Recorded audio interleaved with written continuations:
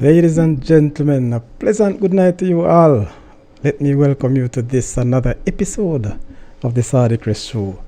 You know, this is where we bring you information as it relates to sports, entertainment, and education. And so tonight will be no less. And so let me just ask you to prepare yourself to give us your full participation. Subscribe, like, and share to this particular video. Ladies and gentlemen, it is with my utmost respect for you all for continuing to support the Sadiq Show as we continue to bring about the most useful information that you wouldn't have received anywhere else. And so let us try to be on the right path at all time. Well, we have a weekend coming up packed of sporting events, more so football, ladies and gentlemen.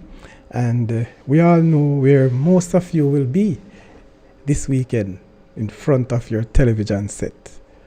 Ladies and gentlemen, we know that the EPL has taken away so much of your time, so much of your family time as well. And we crave your indulgence just to ensure that you all understand what your roles are, especially as a family man. And how the ladies themselves enjoy their football and sports in general. But let me just say to you though, it's always been an issue for me and for a lot of people, especially when we have these intriguing, very, very intriguing situations in our own football situations, in our own love sports. You know, football, we know, is many of us first choice as it relates to sports, and so you continue to engage yourselves and others as it relates to sporting events. So as we say, nevertheless, we want to encourage you all. We want to say stay tuned. We want you to continue to enjoy your beautiful game of football. And of course, for those of you who are track and field lovers, we all know we are in the peak of the start of the season. We're track and field, especially on the local side. Coming up in March and to the 1st of April, we will have the Boys and Girls Championship for high schools. And oh my God, that's always been an event. I've known persons already booked their season tickets from as far as Dubai. But guess what? That's how it is. That's how you love sports. That's how you support your own Jamaican. And so we continue. We ask you continue to support Jamaica in whatever we do, and especially in the positive. Especially in the positive arena. But tonight's sports, we just have to look at some issues that we see coming up, especially in our football. The JFF, ladies and gentlemen, have dropped the ball again. The JFF has dropped the ball again. It is a situation that it seems like this is a recurrent decimal. I wonder who is responsible for the situation. And when I say drop the ball, by now everybody should have known that 14 of our young reggae boys, of our under 17 players who should be traveling to Guatemala on Thursday, that's yesterday morning, did not make the trip yesterday morning because of flight issues. The reports are that the Jamaican team did not get their letter of exemption, visa exemption that is, to travel to Guatemala in time. And so what I have read, what I have learned as well, is that those other 10 players who had made it through, I guess they were in Panama, they traveled, have US documents, so they were able to travel through to US and should have made up or come along with the other 14 players who should be traveling from Montego Bay, Jamaica yesterday morning, should meet in Panama and then to Guatemala. However, something went wrong, and we want to look at that. We want to see who really was responsible, and of course, who should be blamed. What are the effects, ladies and gentlemen, of that situation on the young reggae boys? What are the effects of that situation on the coaching staff? Time will tell. Time will tell. Again, ladies and gentlemen, right here in Jamaica in our JPL, another JPL club is in trouble.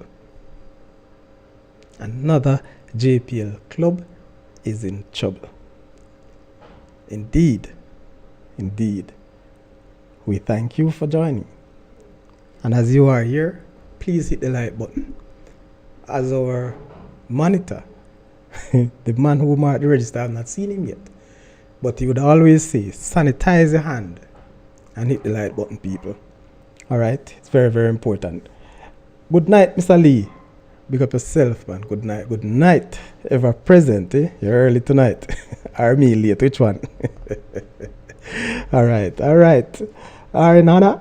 Yes, sir. And Harman. Pleasant night to you, Mr. Sadi. Much respect to you, boss. Good night as well.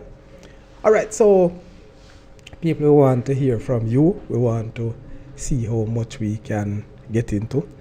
I had a telephone interview, well, not so much a live interview, but with the assistant coach of the national under-17 team. This was done prior to them leaving. This was done Wednesday night, people. This was done Wednesday night. And I hope that, you know, the message that we'll be bringing would have been very, very enlightening and encouraging to you, the local fans, and even those on the international scene, giving much respect to what the JFF or the coaching staff would have to do. All right, Tariq, big up, man. Pleasant, good bro. JFF. Shit me head. Wow. Where do we start? Where do we start, gentlemen? Let's see. But people, it's what it is.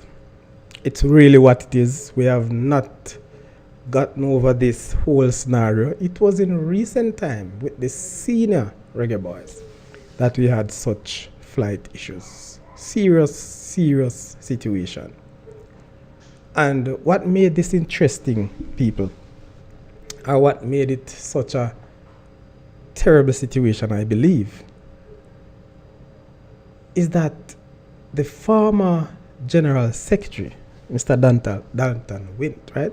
Dalton? Yes, Mr. Wint. He was forced to resign.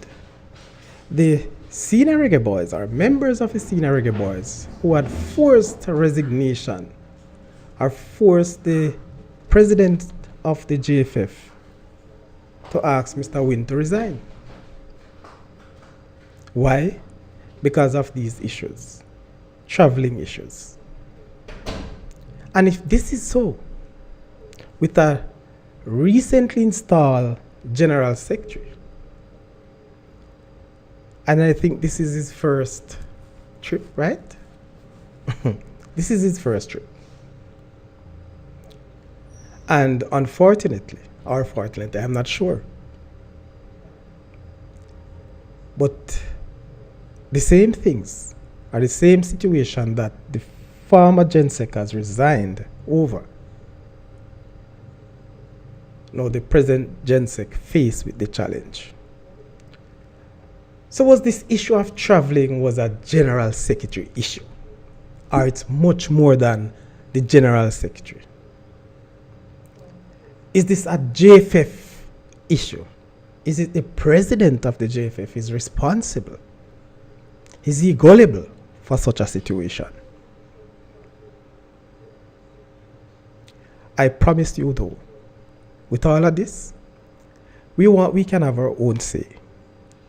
But let us understand that these situations, it's not just Jamaica it has happened to. You know, it's not just Jamaica. But the sad part about it, this is not the first for Jamaica. I wonder if if this will be the last. All right. So we want to get more into that, and we want to introduce it to again. One thing I can say to you now, the national under 17 reggae boys, they have arrived in Guatemala. And I'll share the team sheet with you in a little while, just for confirmation that these boys are in Guatemala. Not sure. Hopefully we can get somebody out of Guatemala tonight by phone to give us some information. All right, so let's go back to the chat. We just have Gibbs again, Terry. It's a recurrent decimal, bro. When are they going to get it right? Gibbs, your guess is as good as mine. You know the good thing about it though, Gibbs, the good thing about this situation, the General Secretary has come out apologetic. He has held, or should I say, hold on to the responsibility of what took place. But you know, as a reason, he says, the real reason is that the exemption letter that should come from Guatemala, visa exemption for these boys, were late. And that's why they were unable to travel. But, oh boy, look at these people. They were late, yes. How long ago did the JFF request or applied for such exemptions? Let me take a sip. I have two sip, people, two sip. One natural and this one supernatural. Don't get it, I know many of you having your sips there not because I'm unable to see, but that's how it is. So let us look at what the information says, people. Let's see what the information said.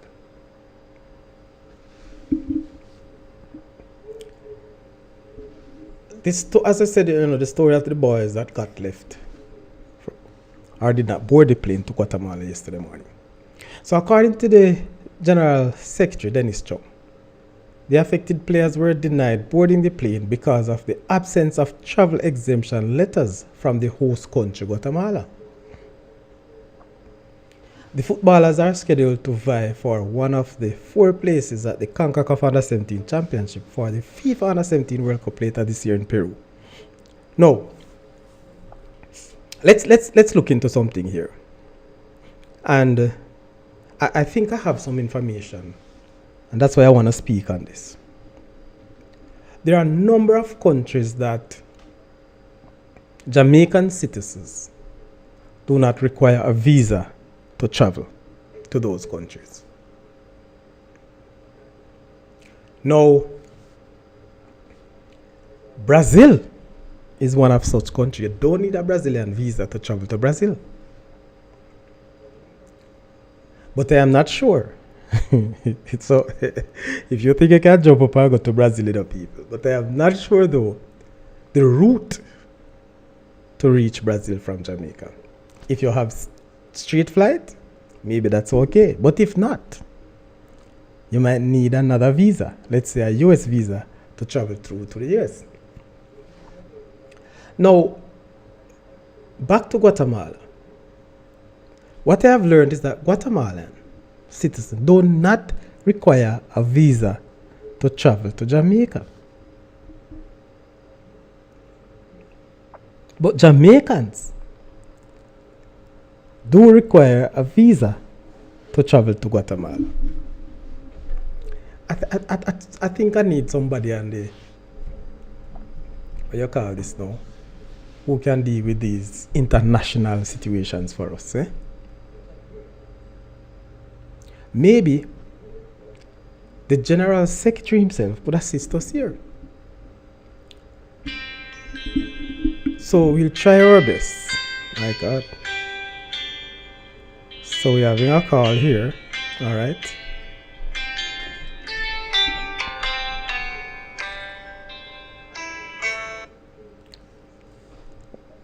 Good night, good night, good night. You're live on the Sardi Crest show. Right, sir. What are you doing, sir? Not bad, man. You? I'm doing just fine, giving thanks. Yeah, put into the traveling of the under 17 team now. Yes. No, it looks so uneven because no bird no fly, no one. All the players the US players, it's easier for them to go to the Jamaican, but it's hard for them the traveling. Why? This is what I'm saying. It's so confusing. I don't know how the Jamaican players feel about that, knowing that the players are showing who were born in the US, they can show the US documents and it's easier for them to go through. You get what I'm saying? All right. Remember, and I just alluded to it, there are certain aspects of traveling or travel documents that are required, or a certain treaty between countries. Yes, I understand that. And yes. so, as it relates to Jamaican citizens, they require a visa to go to Guatemala. Listen to me now. Okay, Listen to me now. Yeah. The other players, the 10 players that went away, it's not a situation that these players are all Americans. We probably could get that straight. No, I know. But what happened? I know. I understand that. Right. Yes. So those players already have travel documents that take them through to the US, more so a US visa. Yes. So they could transit because the flight or the route to flight would have been US, Panama, then Guatemala. Okay, I see. Okay? So they were able to go to the US, straight to Panama. Okay. To Panama. Right. But because the others never have the US visa, I suppose, and also without Guatemala visa, they require. Okay. They require. I didn't know that Guatemala visa, because I didn't know that Guatemala you have to have a visa, because some countries, as you said, Brazil, some don't need to visa to go to some country. Jamaican don't need visa. I understand all of that. Exactly. Yeah. So that's the sad situation. Go on. That's the sad situation. Yeah, but it happens to even the team that when the Jamaica selected went to US the other day, they were having some issues. Some arrived the other day before the after and still have to play a game, and that's they're gonna, when they say they're gonna leave, they're gonna reach Saturday morning. It's tomorrow morning they'll reach Guatemala and have their first game on their eyes today. They reach, man. They have arrived. They arrived since today. Yes, they have arrived. They have arrived this afternoon. And they have to do a training session tomorrow, and that's tough for them, man. And they have the opening encounter is Sunday. Yeah, that's what I'm saying. What time the encounter? What time the game starts? I think it's 5 o'clock our time. 5 o'clock. Oh, that would be 3 o'clock Alberta time. Okay, I guess I can see it, get it live, maybe on the YouTube, whichever channel. Well, we'll try and see which channels or which TV stations will bring the matches live. Yeah. One thing I want to say now, pertaining to Jamaica, so based on how people saw Jamaica play at all levels, even at all levels, whether youth or senior, they're saying that we play slow and thing, and we're the fastest nation in sprinting, and so no, I want to get I don't want to mix track with football, but to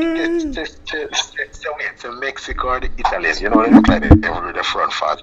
I wonder if you should say, I know who next extend the track to say 22 lanes, another say 22 lanes, but say some of our footballers then playing say Italy or Mexico, and let's say our goalkeeper and 3 or 4 defend and Mexico or Italy goalkeeper and 3 of their different runners there. And I'm gonna say 100 meter, 400 meters. You think our players would reach the finishing line before they?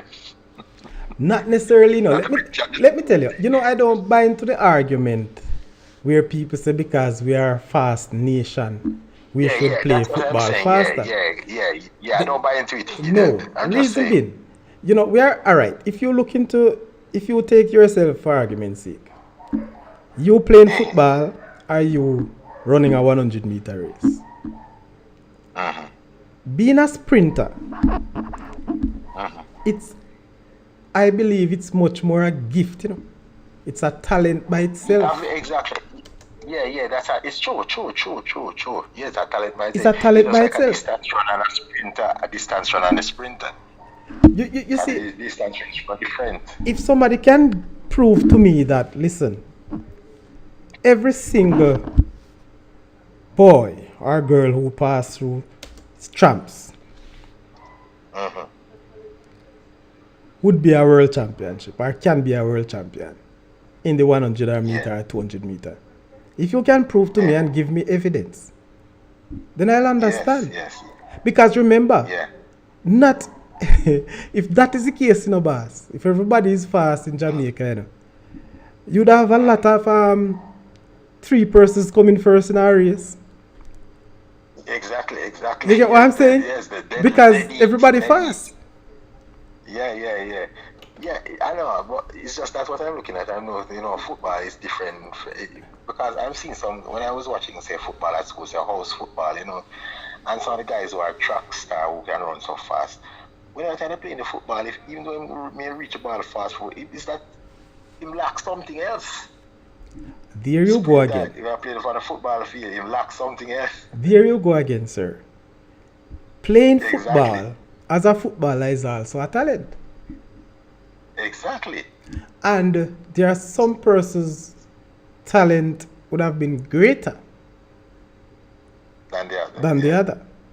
And so if you don't have the skills to move fast with this ball, you won't be able to do it. And because we don't have that, we tend to do it slow to ensure that we try to do it properly. Yeah. True. Cause as I said, we're not gonna expect the best of everything. Because even the netballers, the Australian and New Zealand, when we're playing against it, you see they are like it's like they run fast. I know they have the skill of the pass the ball, they are very skillful. As I say, some countries have their talent, as we say, Canada good at the ice hockey and winter, and the US good at the basketball, we good at the sprint. That's how I look at it. Some countries we always say call a speed a speed. The Brazil and the Argentinians. So how many of them you see in the I shouldn't say on the podium, I should say in the heats, in the sprint. How many sprinters there are? They don't. Very few Brazilians. There you go. That's why you see, once we go back to the same thing, they call a speed. Stop talking about this, the coach and the field. These things that they're saying, I don't get it. So let me tell you something. People must understand. Some of our greatest footballers who you see played in the club levels, their teams sometimes never reach a World Cup, I see, because I remember Ian Rush. Rush is from Wales, I think. Ian Wright and Dean Sanders. Those guys England didn't qualify, Wales didn't qualify as they didn't get to play in the World Cup. George Weah didn't get to play in the World Cup. I don't think Eric Cantona from France, he didn't get to play in the World Cup. France didn't qualify when he was around those times. And the point I'm making now, the fastest man on earth who is alive, over 100 meter and 200, is Usain Bolt. Yeah. I believe Usain Bolt is still fast.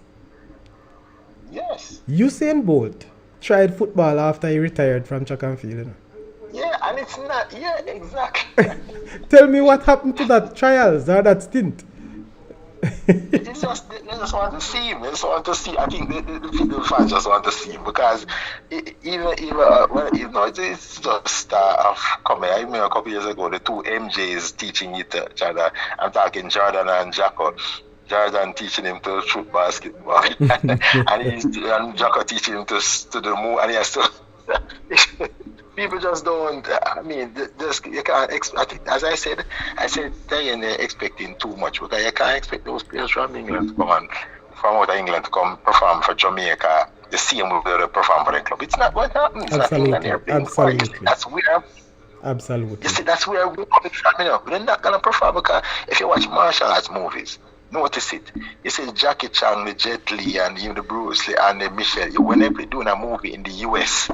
You see the action scenes different. When they are in China, you see a difference in the fight scenes, how they move faster. Yes, man. Most definitely.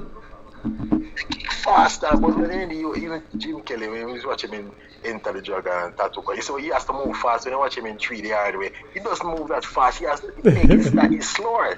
True, But true. we have to, That we is just so have to true. accept what we have. And I don't know, but as I said, in my opinion, I think even though you said not necessarily, I'm putting 100 meter, even 100 meter, I think our 11 players would reach, most of them would reach the finish line before the Italians or even to the Mexicans. I'm just saying, just giving a, you know what I'm saying? Yes, man. It takes a lot This, I know, to move with the ball fast as how you move without it.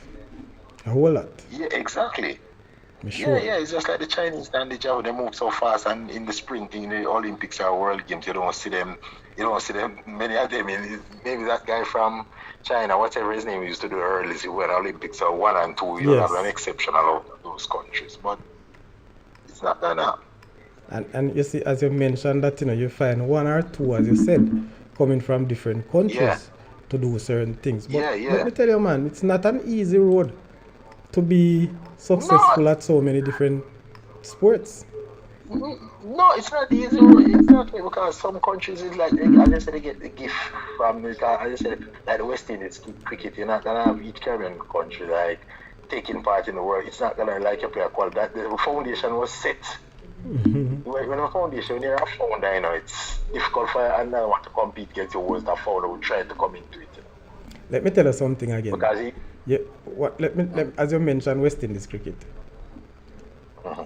You know that one of our most successful bowler or cricketer over the past, before, or let's say between 2017 and 2019, is the slowest man on the planet.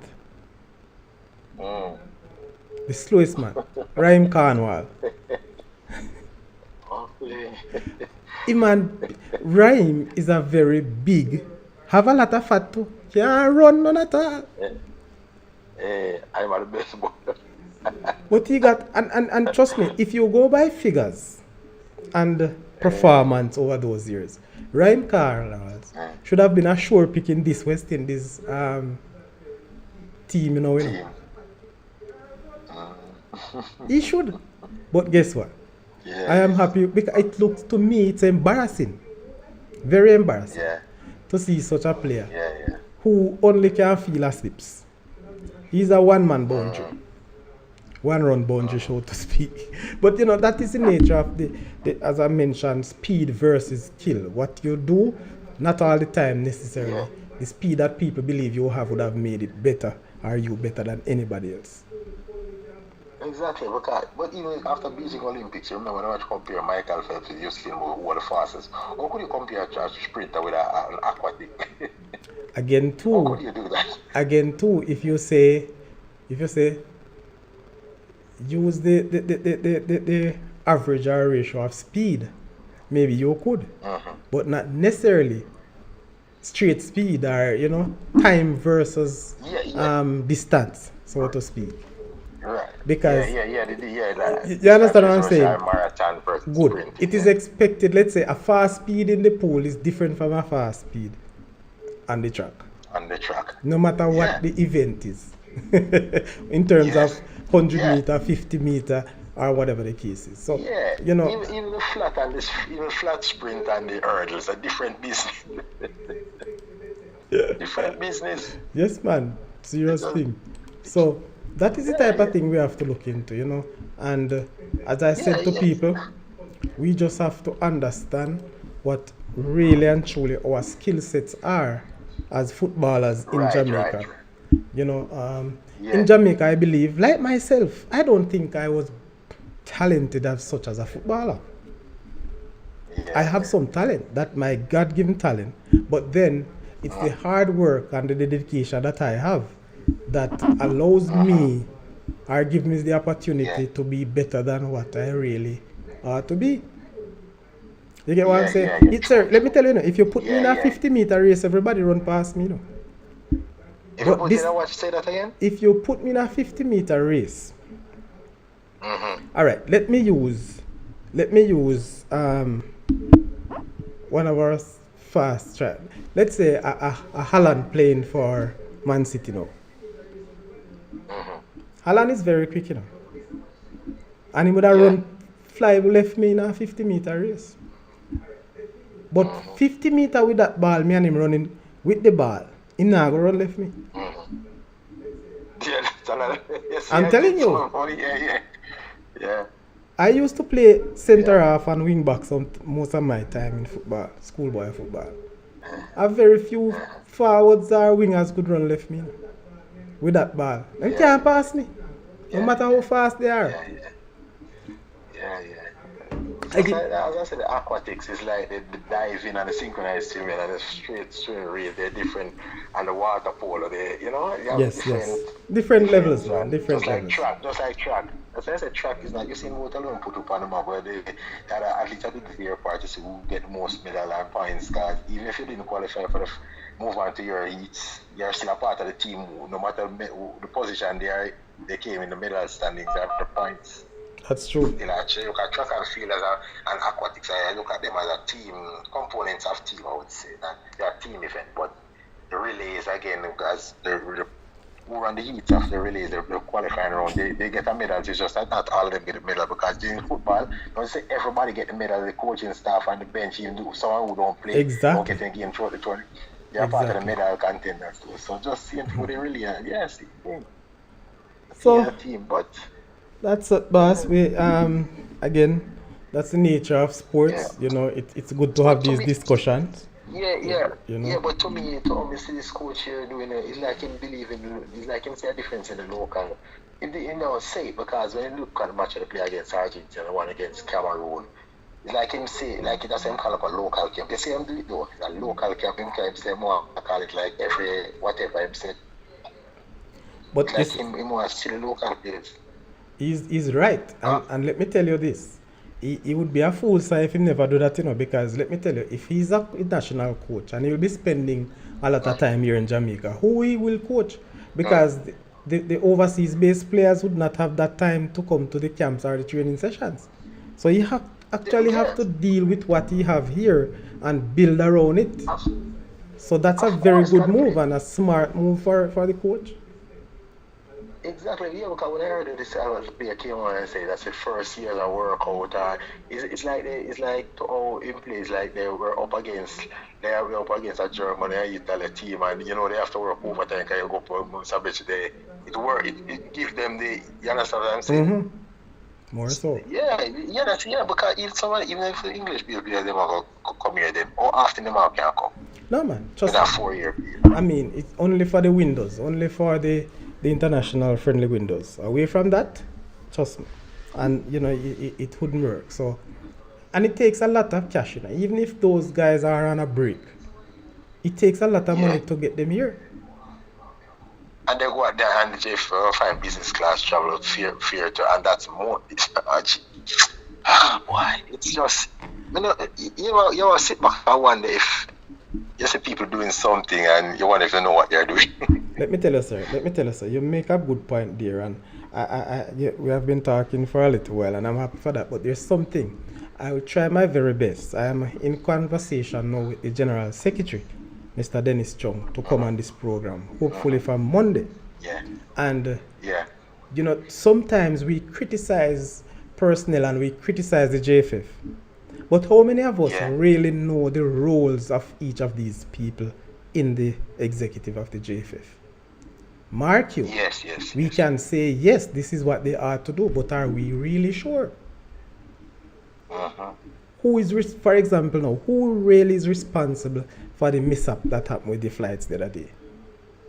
With the flights, that's what I'm saying. Of course, everybody gonna say the GenSec. I wouldn't say it either. But let me tell you, I want to be sure, sir. I want to be sure, and I'm not in the mood of criticizing people or to batter them. No, all I want to do is to get the facts right. Get the information so we know what is what and we all understand. Because if we continue to batter our own officials and our players, trust me, as we say, if we are batter we won, what will we do to others? But we have to give the system a chance, and of course we have to hold them responsible. We have to hold them responsible for the work. They have to actually explain to us, give us reasons why failures are coming so often, and why can't we be it's, I mean, successful? It's very over. important.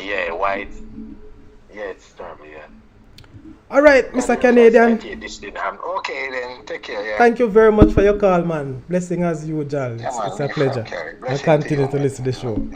All right, good. Yeah, take care. All right, so yes, that's our first call. Thank you very much. As we continue the show, let me take it in the chat, people.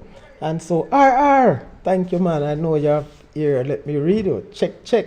Big up the Piba family, Principal Edwin Allen High, family, fans, friends. Okay, yes, boss. Big up Jamaica football. RR is here.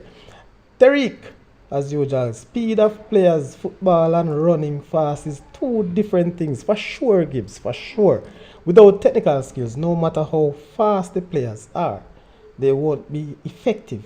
You need technical skills to play fast. And I'm saying this, very few people can do that. If you notice, all the teams that played football, whether international or club football, those fast players, how many of these players you find on any one team?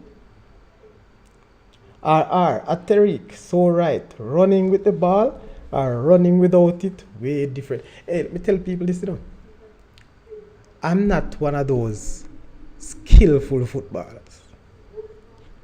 But one thing, in terms of speed, over 100 meter or 50 meter, I was very, very slow. But on the field of play,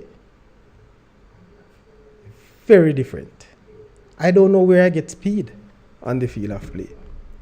So I know that being a very fast individual over 100 meters or 50 meters doesn't mean that you'll be able to play this football quickly. It takes skills and talent, people. I can tell you that. All right? So I think I need to get my phone charged and we continue this. I was reading the issue or the response from Mr. Dennis Chung as it relates to what had happened to the footballers. All right, so let me just continue quickly into this aspect of it. All right, you know that people, that the Jamaicans U17 team, they are drawn in Group C, I believe, with Cuba, yes, Costa Rica, and Guadeloupe. So those are the three other teams in the group. The thing is, the top two teams will go through. Our 4 teams going through to the championship, All right, so it's 4 groups. So the top team, boy, this is serious, This sounds frightening. So the top team for each group will qualify. I say go to 2 group. Help me out. But anyway, we must finish first to ensure that we qualify for the World Cup in Peru later in a few months' time. So this is it, people. The 14 player who did not make it yesterday and Thursday, right? They, because they had received the exemption to travel late. The exemption letter came in late for sure. That's what Mr. Dennis Chung says.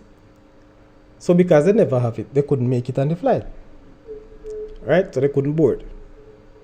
Now, 6 members of the team with travel documents, listen to this now. 6 members of the team with travel documents to enter United States of America made the flight to Panama ahead of their connection to Guatemala. So we would travel, I think our flight would have gone directly to Panama, where we meet up the others who traveled through the US. Good?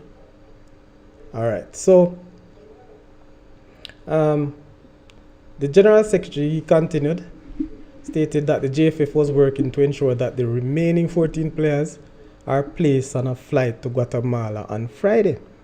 What I was told, the airline, I don't remember the name of the airline, that they actually made it available for the players to leave Montego Bay today without a scheduled flight. Don't know who made that arrangement, Maybe Mr. Dennis Chung is very, very articulate in his communication and also contacts. He's a money man too, you know. This man knows finances, that's who I know him. It is said that the players are scheduled to depart the island 3 o'clock. So they departed 3 o'clock this evening. And I expect to arrive by 10 p.m. But somehow, I've gotten information that the players have arrived in Guatemala already. Again, that is information that I acquired. I can't say that is true. But based on the information, they would have arrived, or they should arrive at 10. Now, I remember, and I don't really want to go so much into this, people, but the national women's senior team last year, sometime I don't remember, they were left stranded, They were left stranded from somewhere in Texas, yes? On their way home from a World Cup qualifying, in Mexico. So it happened to the senior girls, and it also to the senior men, and now the under 17. Mr. Chung, you have a lot of work to do, boss. A whole lot of work. And as RR says, Mr. Chung dropped the ball. Well, he have to come and explain to us. He's good at that, And one thing I respect with Mr. Chung, he never backed down. And he will take the responsibility and explain to us the way forward, of course. RR again must be playing silly mind, and that was the main purpose, our main uproar with the previous GenSec. So that gives me something else to consider now, RR. Is it really the GenSec was the problem? Is it so? That's what I want to think about now. If a former GenSec having such an issue, and you get a new GenSec, a very articulate man, a businessman,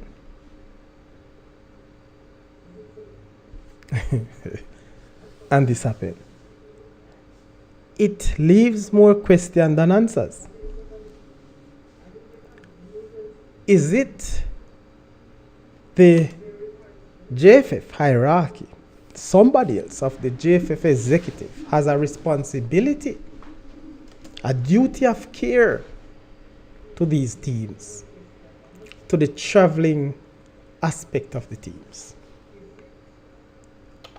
What say you? Let me ask again. Do you really believe that it is the General Secretary's fault for such an incident?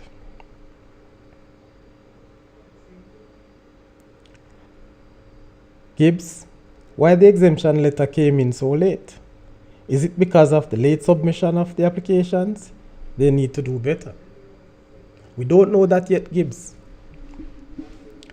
But from my understanding of applications for exemptions at different levels, the earlier you made your application, the better for you. Because I am sure that not Jamaica alone need exemption to go to Guatemala this time around.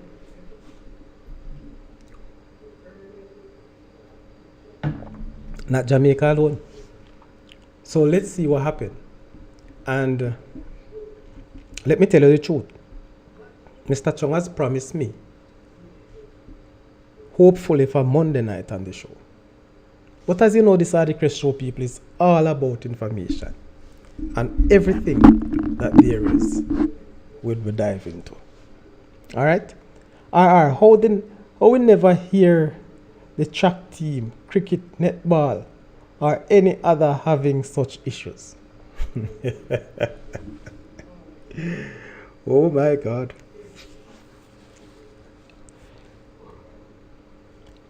Very good question, RR. Very good question. I have to take a really sip out of my bourbon.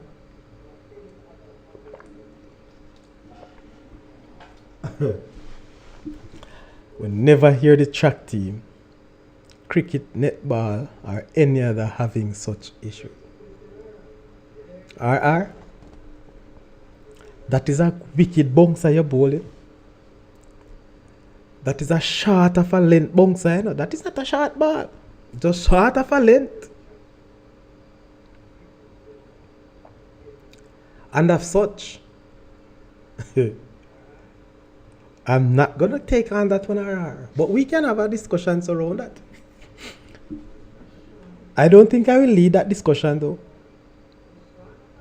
If that question, I'd suggest that you save that question for Monday.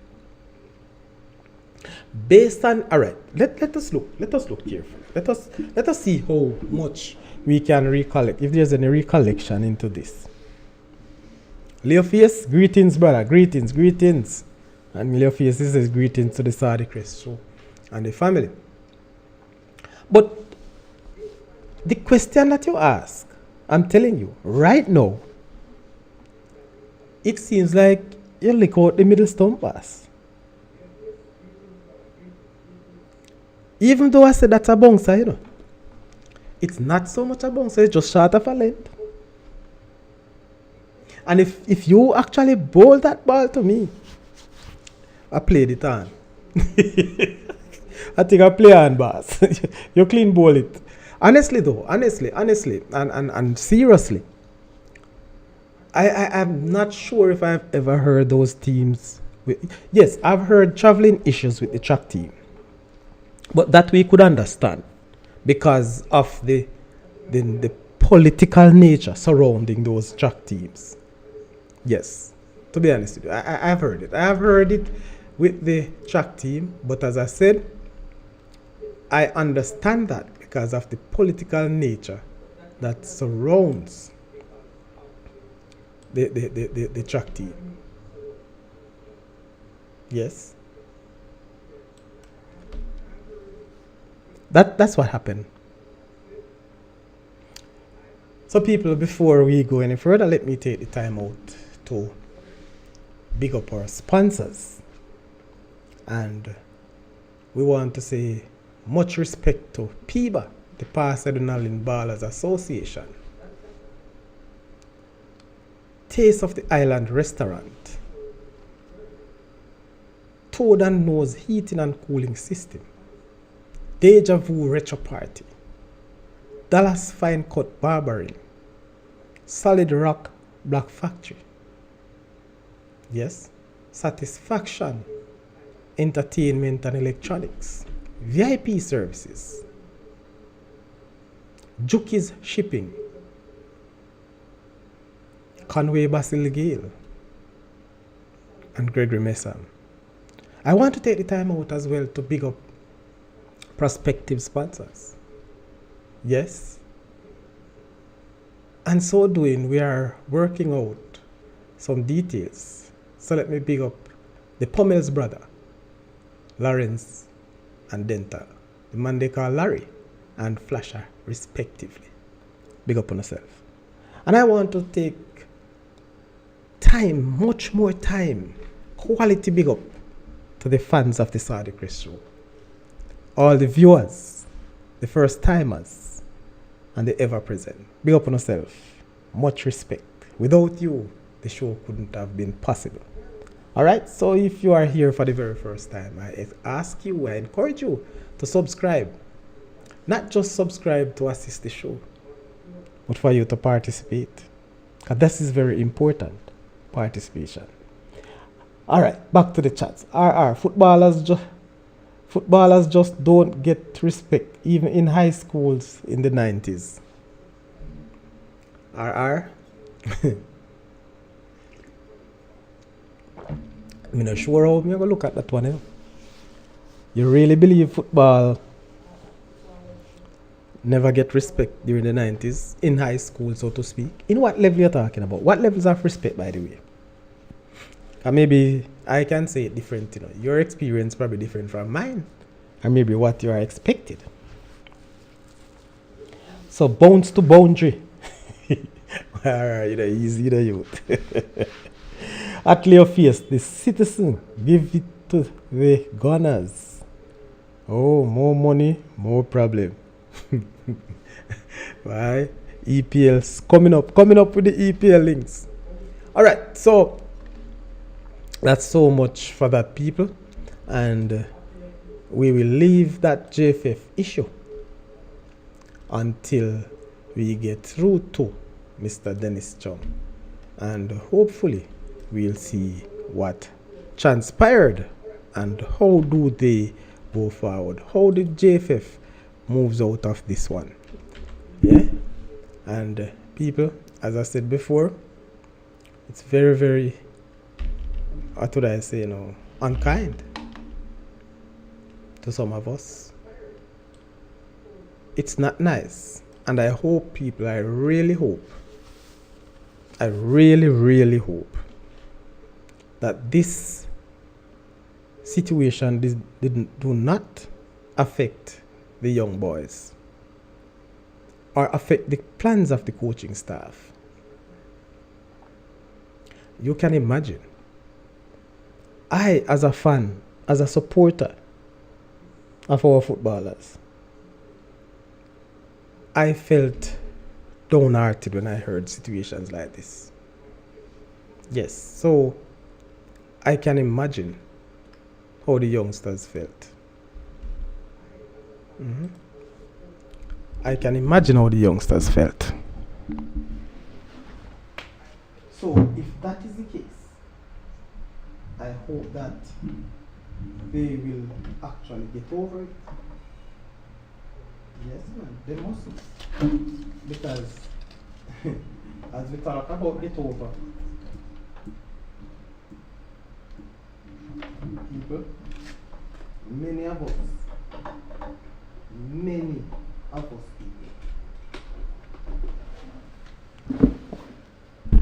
many of us are not in the situation.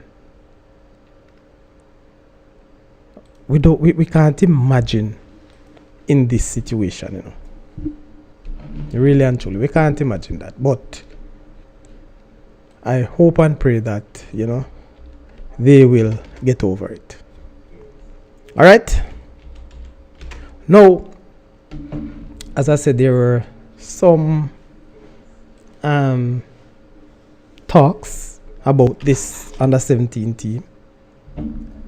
There's a lot of people in different places who believe that the team is not good enough to make it through the qualifiers. Again, there are some of us too believe that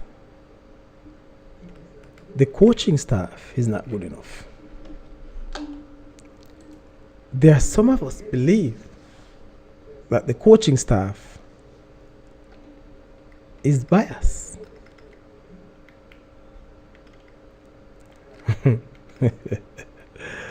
But the reality is, we all can't coach this team.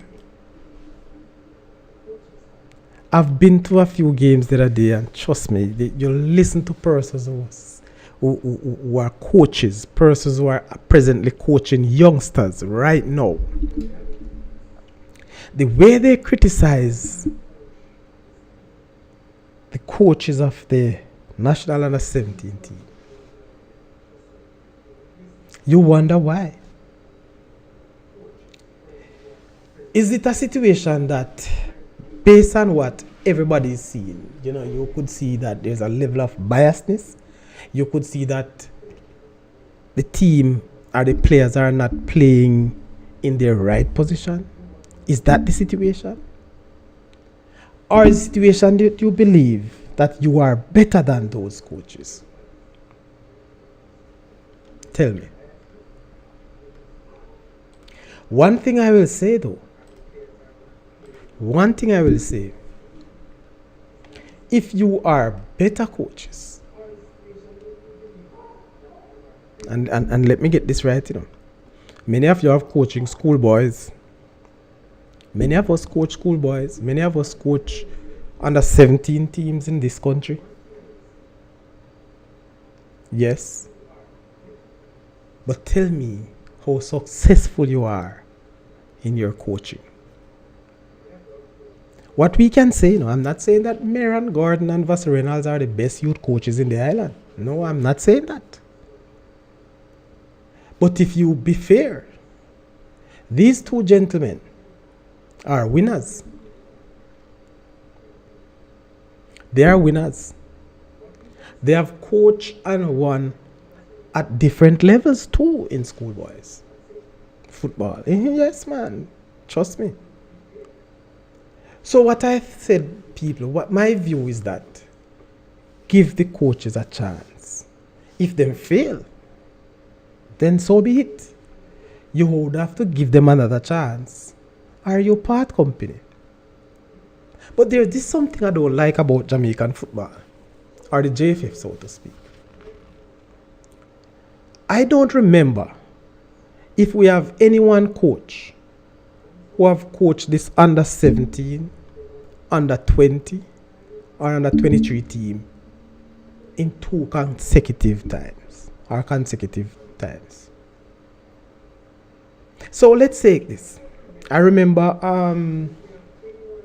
Andrew Edwards was the coach of the under 17. After that stint, they get rid of Andrew. Another coach came in. And this is what happened, people. This is what happened all the time in Jamaica. And I'm not going to compare Jamaica with other countries now. But I am saying this to say that if this is the way we're going to look at it, there will be no levels of success. People, look at this. No, for real.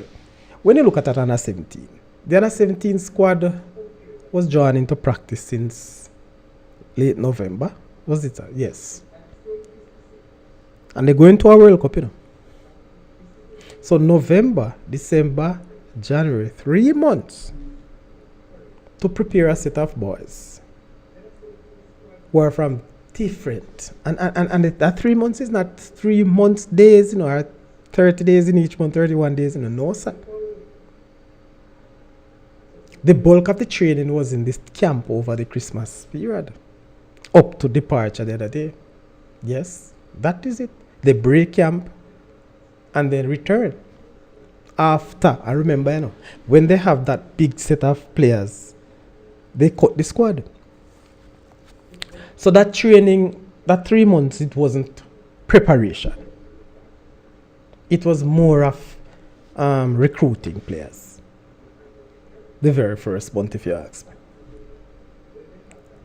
So people, regardless of the ego that we have, regardless of what we think, I am solely saying to you, give the coaches a chance.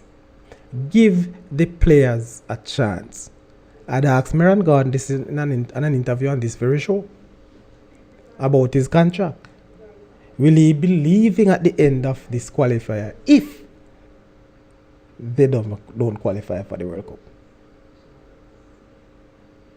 I also ask, is there a transition from this under 17 set of players through to the under 20? Again, I am not sure. Because you have an under 20 situation right now. And you will have an under 20 qualifiers coming up. So if we are unable to have any level of consistency or sustainability, if we are unable to be consistent with a system, with a set of coaches, people, we are in trouble.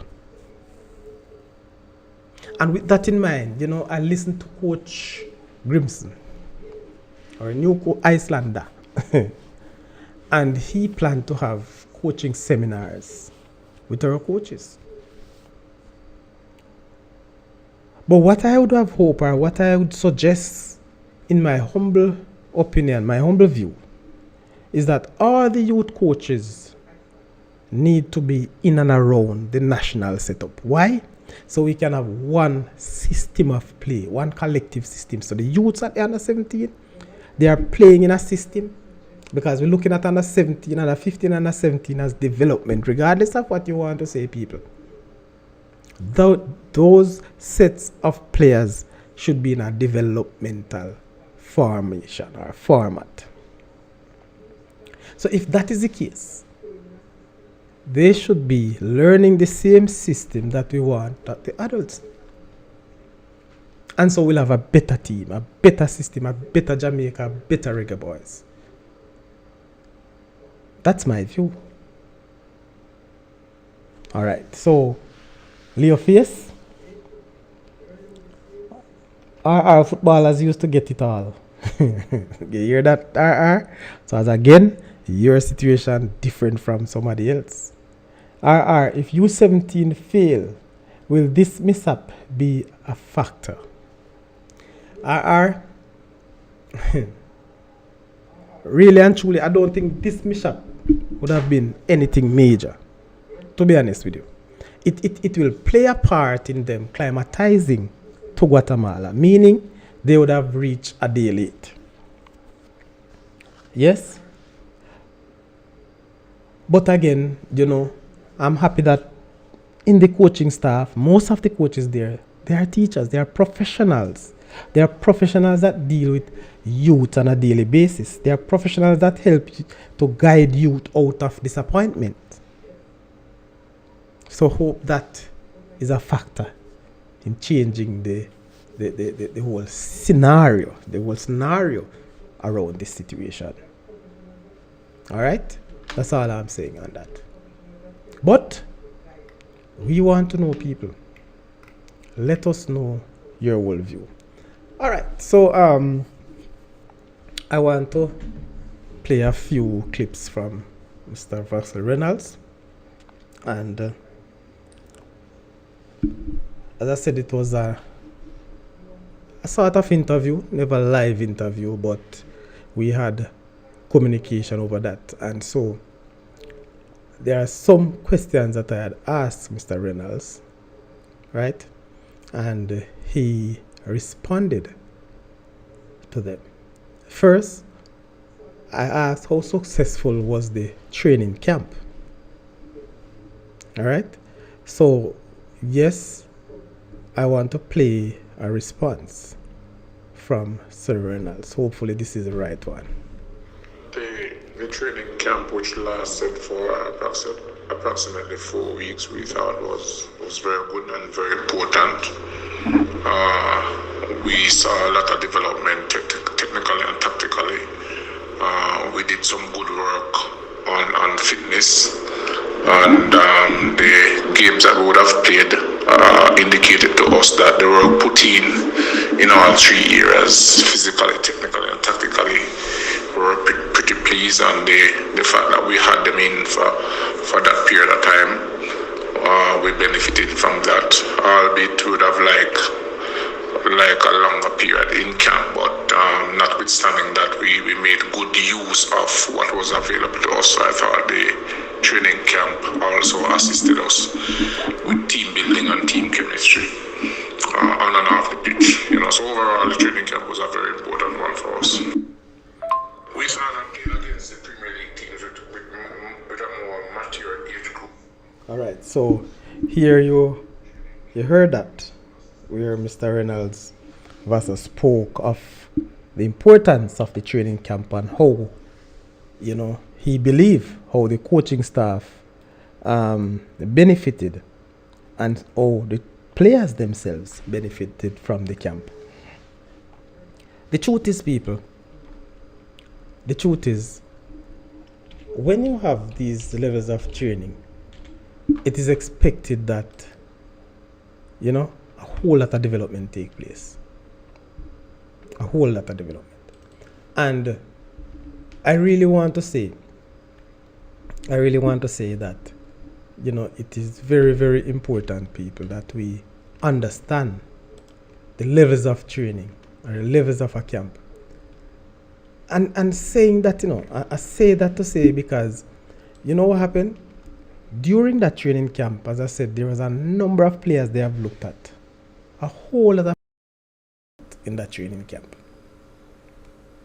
And so they continue to maximize the people they see. Overseas persons came in, and along with the locals. And to see that they have seen over 50 odd players during that camp and has made a cut back to 20. It couldn't be an easy thing to do. There must be players that, they could have maybe looked at differently. But when you're working with a system, people, you need players to work in your system.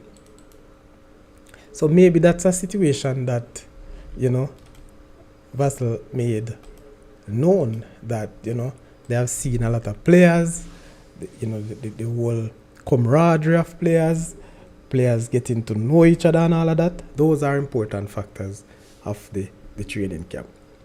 All right? Again, the question on how much of a difference in series of practice games against local JPL teams as opposed to those against the Trinidad and Tobago. I ask the question, people, because guess what? This under-17 team has played quite a number of practice games with senior men, with players in the Premier League, teams in the Premier League. And from all indications, they have represented themselves well. Yes, they have. So, when we talk about practice games, I as a coach, I always like to play more senior players, bigger teams as for my school boys. It gives them that level of pressure, learn how to work under pressure, learn how to play against better teams, bigger teams. You get what I'm saying? But one of the things I noticed over my period of coaching, when I was coaching at the high school level, when I play a senior team today, the guys, the level of work that the schoolboys put out, tremendous. And the surprising thing, after they go back to play their counterpart, another schoolboy team, the levels drop. So that always be a factor for me. So that is one of the reasons I ask that question. But let me hear the response from Mr. Reynolds as it relates to that question. Hold on a second. Battery going low, people. But let me see if we could play this one quickly. It showed us to the extent to which we need to be at our best in certain areas when we come up against top teams. We were stretched technically and physically, and so we could have used those instances to measure up, if and when we would have met the age group in a practice match game, which came later on against Trinidad. So, we thought that the games against the Premier League teams would have given us an indication as to what we'll meet coming up against the so-called bigger teams. We have to be quicker on and off the ball. We have to be thinking faster. We have to be moving a lot, and we have to be making quick decisions. Because we were up against, as I said before, players of more mature age. The games against Trinidad and Tobago, which obviously was our age group, we could have used those games to properly measure where we're at, and not assessing, bearing in mind that the players are of older age, like the Premier League teams. When we were doing our assessment after the Trinidad games, we had no other factor to bear in mind, than just to look at what exactly we saw when we were doing our assessment. So it was much of a difference. The assessment tool, was easier to have used against the Trinidad games, and we figured that those 2 games were very important. As I said before, it gave us a good measuring stick. The fact that that is the age group we'll be up against in the next couple of weeks. We saw that. So that was, again, Vassar Reynolds responding to the issue of playing against the Premier League teams during their camping, during their training of such. All right, so here you have it. So people, we would have seen that the training camp would have benefited these boys. They got so much needed practice because, it's very difficult at this level for you to get practice matches at this level. Very, very difficult. So it was important, in my view, for them to get at least 1 game with their counterpart. Fortunately, they got 2. So they were able to plan around, play a team, use different strategy, work around certain weaknesses that would have seen. That's just how I believe it, people. So, and I said this interview was basically done on Wednesday before the scheduled departure on Thursday. All right, so the other question I asked, Mr. Reynolds, I said, are you satisfied with the team overall performance against Trinidad and Tobago over the 2 games? Right, so they played the Trinidad 2 times. So I asked him about if he was satisfied with the team performance over those 2 games. So listen to what he had to say. I think both games we performed creditably well. I thought the first game, and both games, as a matter of fact, defensively we were well solid and well structured. It was difficult to break down. We gave the opposition a few look-ins. We were satisfied with that. The attempts at goal against us was, from pretty far distances, which meant that we were always solid and keeping the opponents the ball far away from our goal. We did pretty well, I thought, in the first game. In the final third, we were created 4 or 5 chances.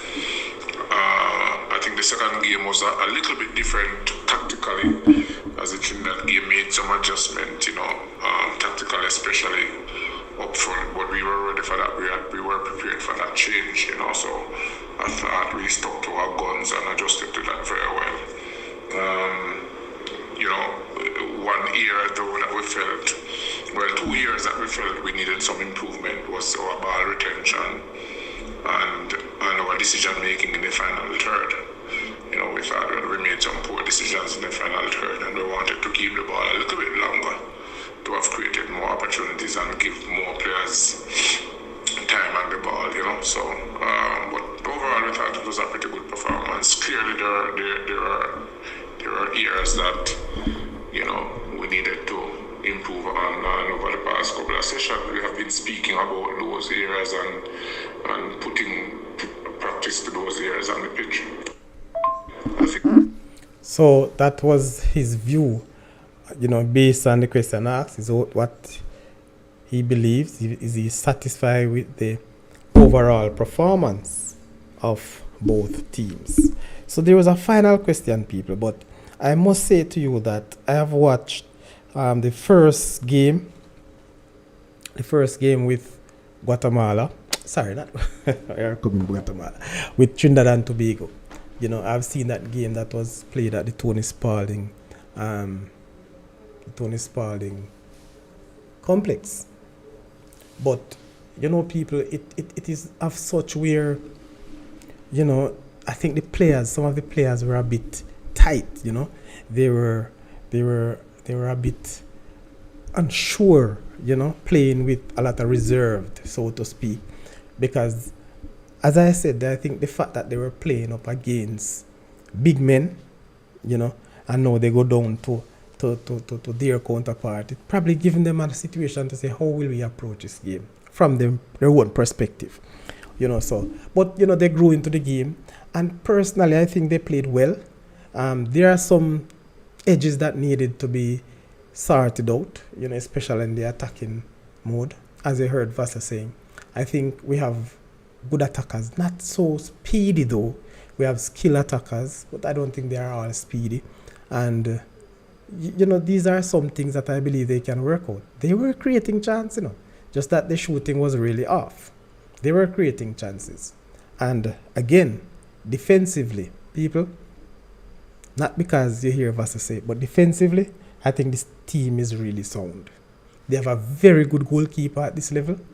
Yes, Mr. Lynch, very good goalkeeper they have at this level.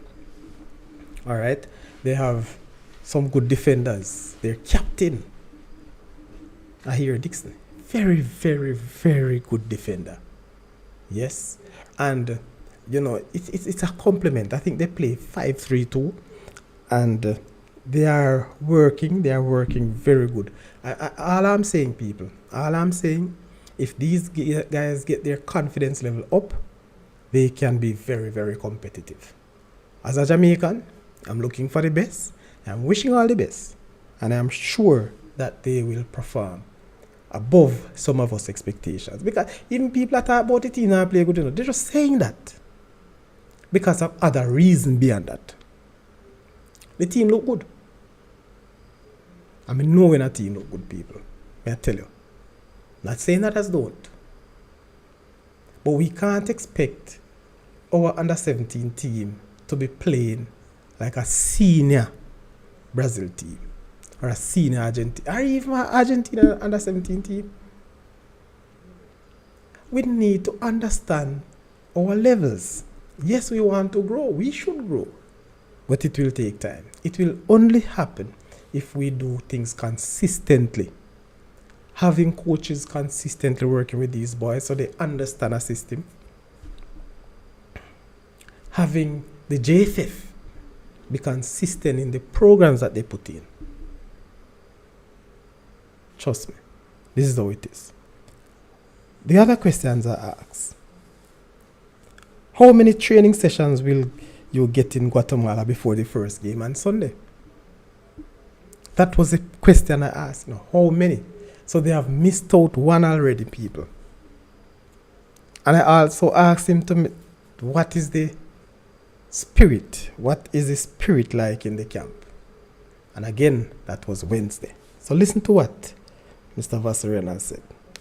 We're looking to have 2 to 3 training sessions. Hopefully, time will allow for us to get in those sessions, as they're very important in terms of,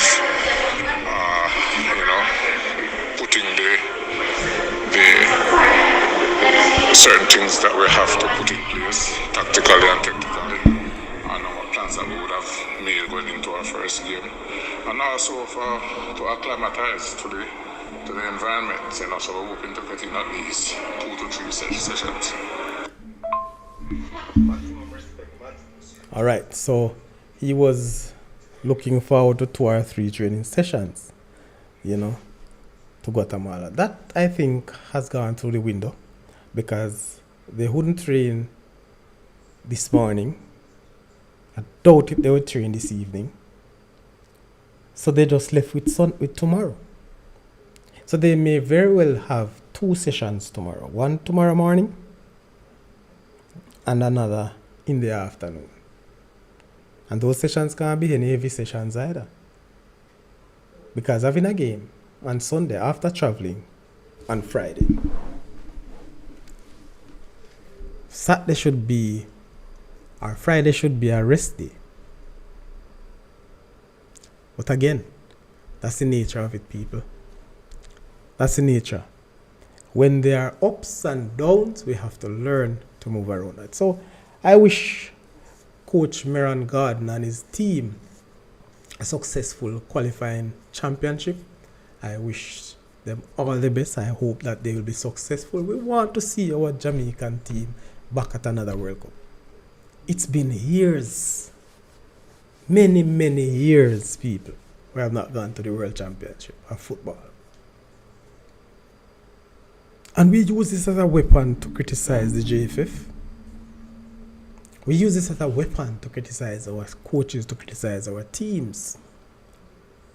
But it's a collective effort, people. Collectively.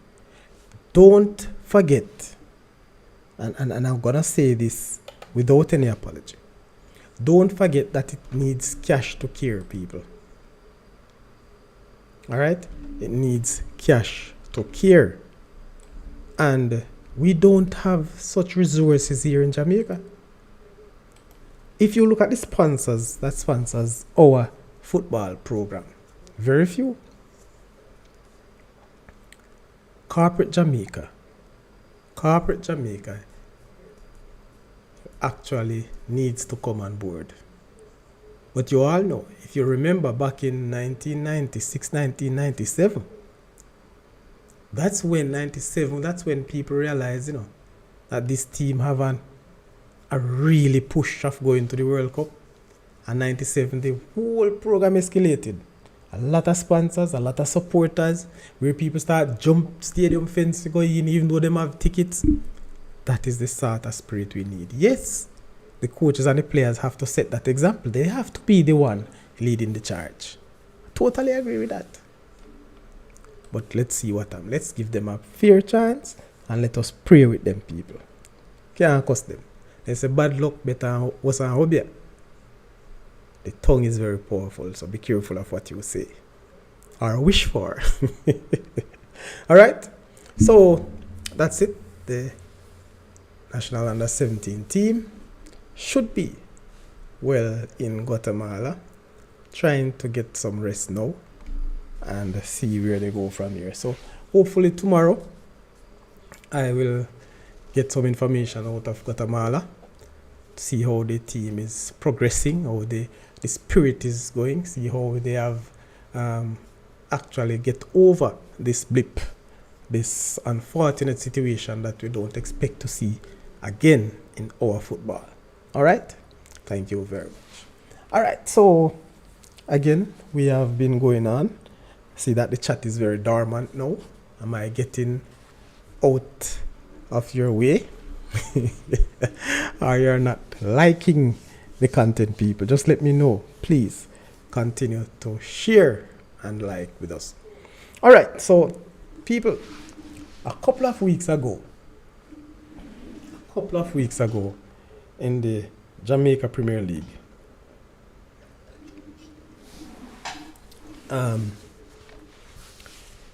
Chapter Maroons were sanctioned because of failing to report to a game. That situation is actually now being in front of the disciplinary committee of the JFF.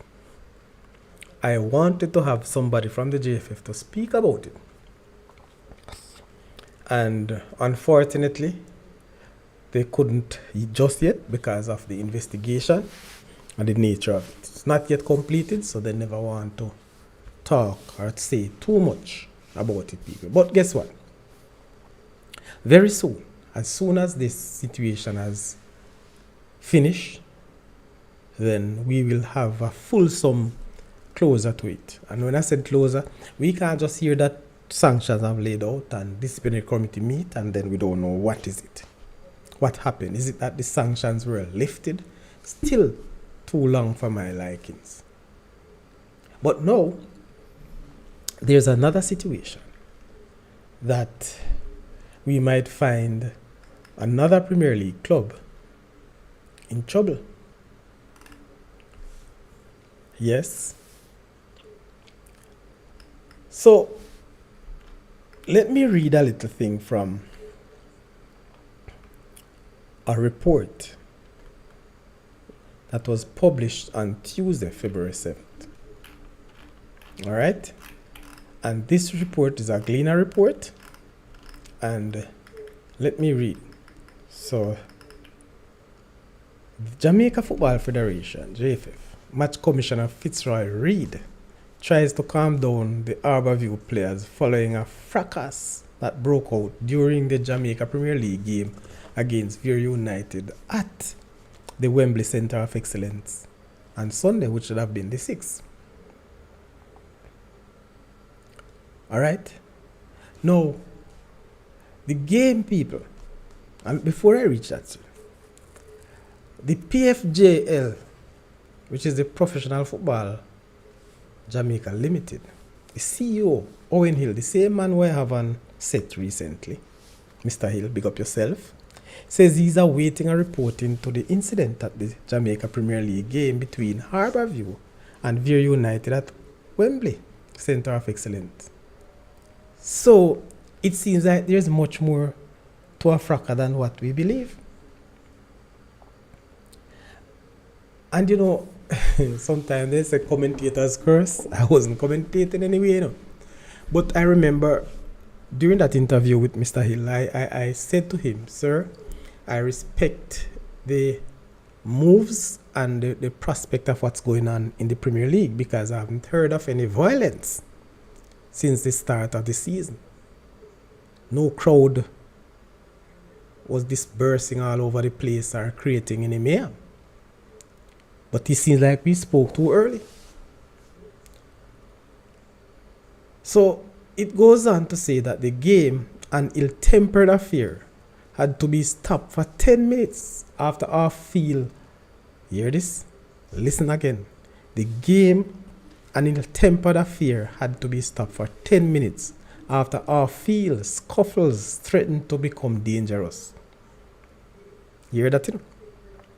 Harbourview physical trainer Jason Bojo Henry had just been ejected from the playing area for verbally abusing the fourth official when the series of incidents took place. It is understood that after leaving the playing area, police officers attempted to remove Henry from the immediate surrounding of the field, which led to the officers being swarmed by Harbourview players and support staff. That no sound good. That no good at all. But let me see what happened. During that melee, Harbourview manager O'Neil Bigger Smith, who left the bench to argue Henry's case, was accosted and reprimanded by the lawmen, and with the Harbourview supporters growing more irate, a police officer fired a warning shot to disperse the crowd. No, sir, that the police ain't easy either, man. You at a football match, Mr. Officer, you must can do something else than fire a shot. And I suspect that the shot was fired in the air or above. But remember, people, whatever goes up, you know, must come down, with the exception of age. But, oh boy, a little laugh sometimes is very good. But anyhow, this is another issue, people, that we have to look into. I believe the security aspect in the league this year was very good, up until this situation with Harbourview versus Veer. That was the 6th of February. No. Listen. Because of the situation, listen here. The Harbourview manager who left the bench to argue Henry's case. Remember Henry, and this is what I can't understand, people. Henry, you already get booked. You already get asked to leave the bench or the plane. You got red carded, Henry. Just go. We don't have VR, you know. And VR no take part in them situation there either. But if you get a red card, the ref not going to take it back. However, each club have a responsibility to control their players and supporters, as well as the match officials. You can imagine you are responsible for your club supporters. But if you can't control your match officials and your players, how will you control the supporters? Again, these are the things that is very, very serious into this aspect. Now, simultaneously, listen to this again. Simultaneously, a Gleaner reporter recorded the incident with his phone, was allegedly verbally and then physically attacked by Harborview goalkeeper David Martin, who insists he stop recording. You see where this thing gone?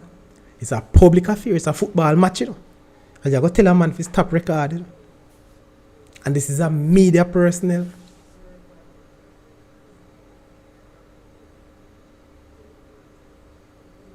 If it is so important,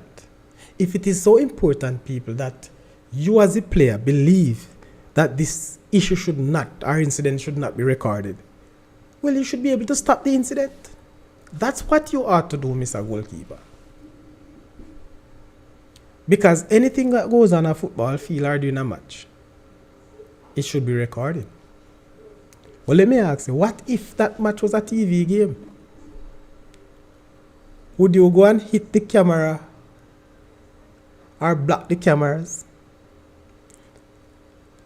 or hit the cameraman or take with the camera?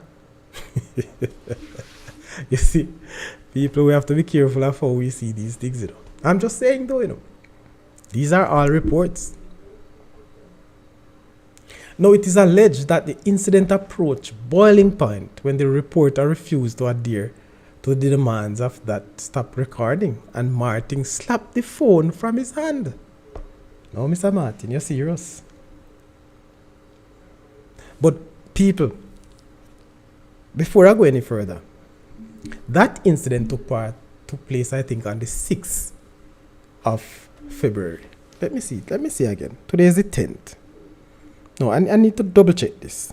And I'm saying this to say, people, we must have a level playing field in everything that we do, especially where competitive nature is. Let me see if I get this one right. So February, no, it wouldn't be the 6th, All right, I need to get some, let me stop using the dates, but I need to stop. It wouldn't be the 6th, but it would be the 5th. 5th, sorry. So it's 5th, the Sunday.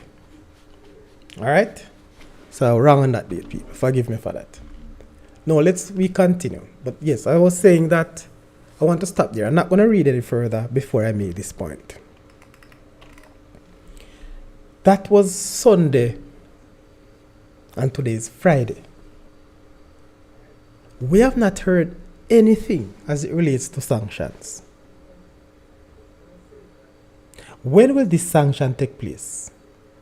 Sunday morning before the next game? Or after this round of game? Remember, these are things that was said. It was said, there was a match commissioner, so there must be a report. There must be a police report. There must be reports from both teams. There must be reports from the media personnel. And you are saying to me, Monday, Tuesday, Wednesday, Thursday, Friday, 5 days has elapsed, and nothing coming from the JFF, what did I say, in a wholesome way.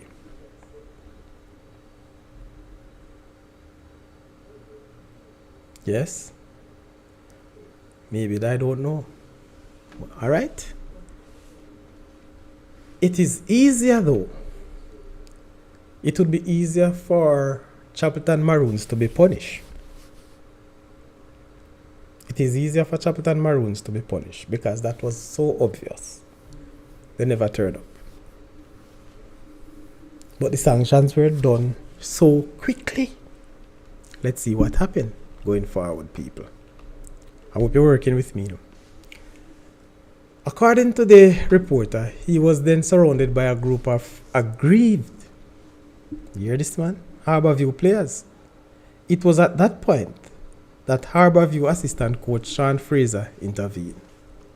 What happened with the reporter was the one of the players was saying, don't video it.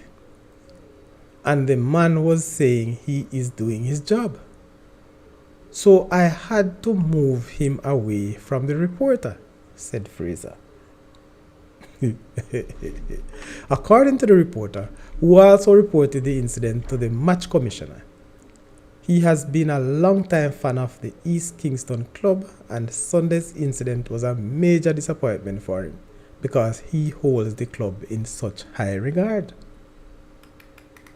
Harbourview General Manager Clive Giardini commended the reporter for making a report to the match commissioner.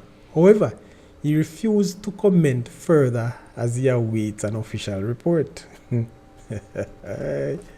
We will give a response to the JFF and write a response to the football authorities, but the club cannot respond publicly. We will give our report there and have the matter dealt with by those bodies, he said.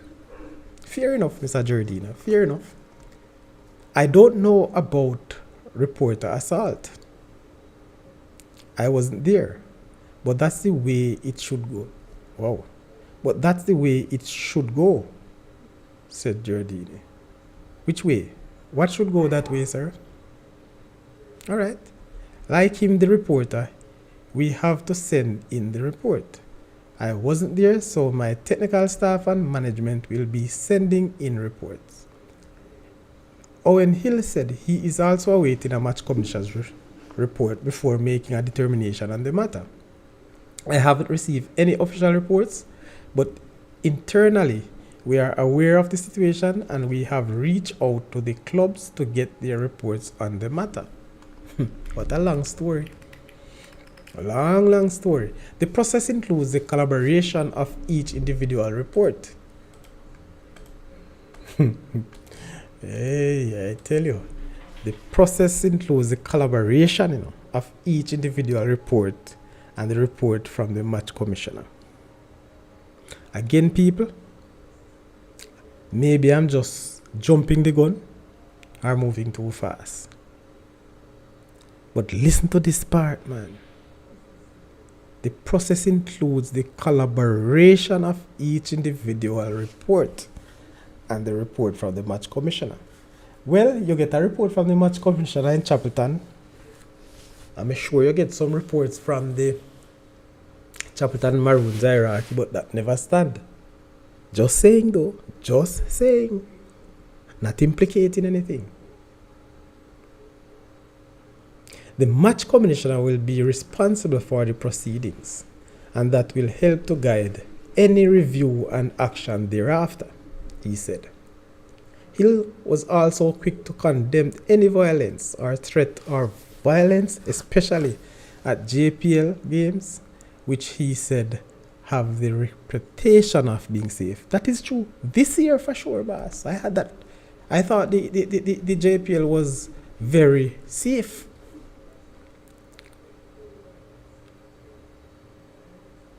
I thought it was safe, Mr. Hill.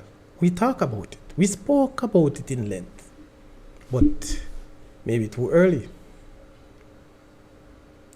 We have reiterated that it is safe space. It is a safe space. I wonder if it is still safe. Incidents like these create unnecessary... Listen again. Incidents like these create unnecessary angst among spectators, partners of our stakeholders.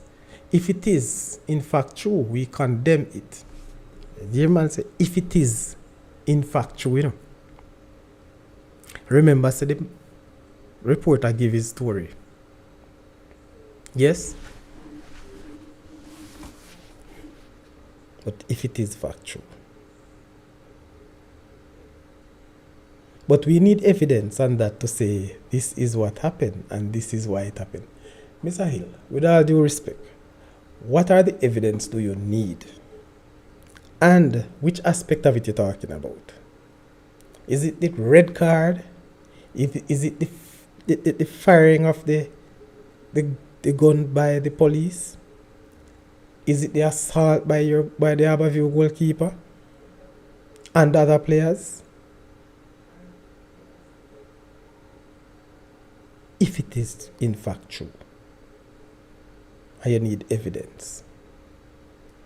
What evidence do you need, Mr. Hill? it was not a televised show. But in fact, if the phone did not destroyed, if it wasn't destroyed in that fracas, then maybe you'll have all the evidence. Just maybe. I don't even want to think about what could have happened, or what may happen after this. But there are videos circulating, and access to some of the footage would help. But the official report must come from the commissioner, who was in charge of the day, he stated. Ah boy, people, if this is true, if the goalkeeper assaulted that reporter, and if Mr. Henry, who stubbornly or was unwilling to leave the field after being red carded,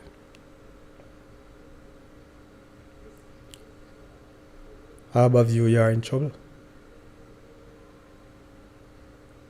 Harborview should face sanctions for failing to control players, officials, and fans. That's a big, big thing.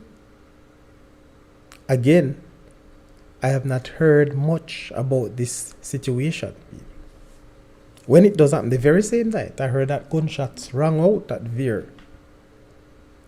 But at that report, nobody said who fired those gunshots. So it seems to me like it was angry supporters. So you see the importance of reporting. Mr. Hill, I'm going to suggest to you, sir, you need to get all the games being videoed, recorded. It's important that you get the games being recorded. That you have to use as one of your security measures. Trust me. Say no more. Say no more. Alright, Mr. R, remember 2017 Gold Cup team. 2018 under 20 Downswell, 2007 under 20 Panam, all perform above expectations. Alright, so who was the coach? Is it Downswell was the coach? Aaron? Is that Mr. Downswell was the coach for all those teams? The under 20 Panam, the under 17, and the Gold Cup team. Please let me know. And if you said that they performed above expectations, what was the results of those games or the results of those competitions? Talk to me. So, again, people, let me look back at this situation, and I really believe Harborview has a lot to do, has a lot to say, and more so, the JFF. In this report, people, in this report, the only JFF personnel you hear from this is the match commissioner, are here in this story. We don't hear the match commissioner's report yet, or what he has to say.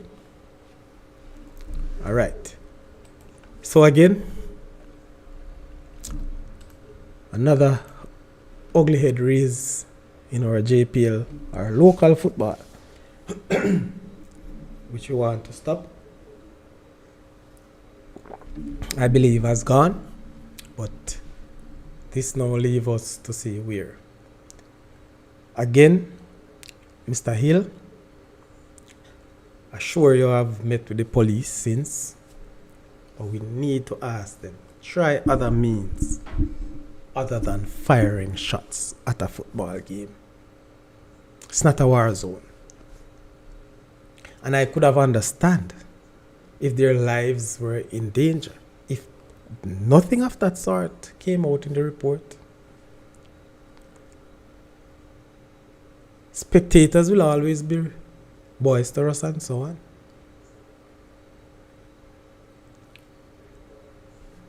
Again, it's full time now for the entire Jamaica and the world to get these reports. It's full time for us to get a closer look of what happened. at the Center of Excellence down at Veer. It is important, people, and I'm calling on the JFF, I'm calling on the PFJL to come out with a statement. I'm calling on the JFF. Again, hopefully, we'll get Mr. Chung on Monday. Maybe he will be able to assess or address this situation. Just maybe. So, people, where do we go? Where do we go from here, my people? Where do we go? What a situation in JPL.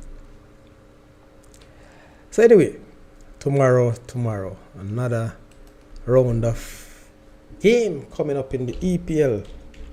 In the EPL, the English Premier League.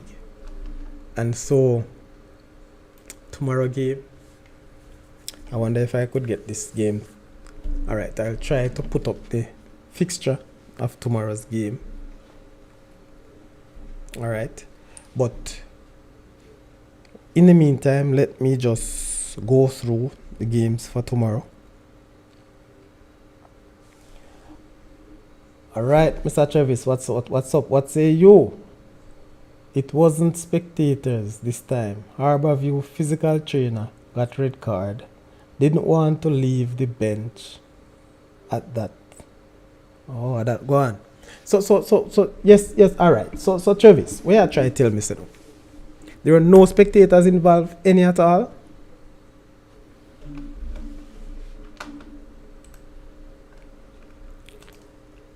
Please respond. Is there were no spectators involved? Let me know, please. I never really said sanction, but what I'm saying, the rule stated that every team is responsible to control their players, officials, and spectators. So I understand. I see most of what is being said has to do with the players. But I would just want to know why. Is it the players really? Why the police have to use gunshot to part that crowd? That's the question I'm asking. Are spectators started to crowd the field? And I don't believe the spectators would have either, because guess what? The spectators for Harborview would have been the visitors. Would they be so brave to go to another team ground and create that problem? But I'm listening. I need more information, Travis. I'm just reading the Gleaner report. So again, we could have another story. So yes, Travis, why Veer, who win the game, would want to make a fight? No, man. No. What I am saying, boss, I know that Veer wasn't input. I'm just talking about the spectators from Harborview, if they were involved as well. I know Veer won. Is that their second win? Alright, so that's just what I was looking at, my boss. Alright. So the JPL though, before I go to the EPL, since I was talking of JPL games, let us look at this weekend games. Of matches. Or last week, and let me give you the reports of last week games, if you have not yet seen it. So, Mount Pleasant 3-0 over Dumbledore Holding. Cavalier and Montego Bay United 0-0. Humble Lion Waterhouse 0-0. Veer 1-0 over Harborview. I need to get some information on that. Was there any player from Harborview being red carded too? Arnett Gardens suffered 2-1 over Tivoli. Portmore and Mullines drew 1-1. And Falkland beat their fellow promotional Chapelton Maroons. Them boiled Chapelton Maroons 1-0. And in the qualifier for Premier League, in the Tier 2 competition, Falkland did beat Chapelton Maroons. So they have the edge over Chapelton Maroons. I think this was Falkland's first win of the season. My God. So coming up now, people. Come up. 14 of 26 matches on Sunday at 1 p.m. 1 p.m. game on a Sunday. I wonder if that game will be live. Why they carrying that to 1? But, well, not necessarily.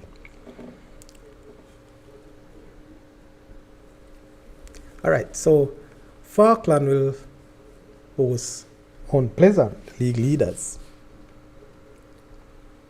at 1 p.m. on Sunday. Again, this information is not even giving me the grounds, but I'll get that to you. Harbourview at 3 p.m. on Sunday will host Chapelton Maroons. Maybe Chapelton Maroons can work on this Harbourview team now, you know. I'm sure of what happened, so maybe they are a bit in shambles. Not a lot, but you know how things goes. When you have these things over your head, sanctions, anything can happen. Sunday at 3 again, we have Mullines Waterhouse. Montego Bay host Portmore at 3:15. Arnett Gardens, Cavalier on Sunday, 5:30 p.m. That seems like a game we'll play at Stadium East. That is Arnett or up by JC. Alright. Tivoli Gardens host Veer at 5 p.m. on Monday. That would be a TV game. And Dumble Holding will host Humble Lions at 7:30 p.m. Monday. So those Monday and the Monday games, the 2 Monday games will be live. I'm trying to figure out which of the Sunday games will be live too. I figure it would be the Falkland Mount Pleasant and Harbourview Chapelton.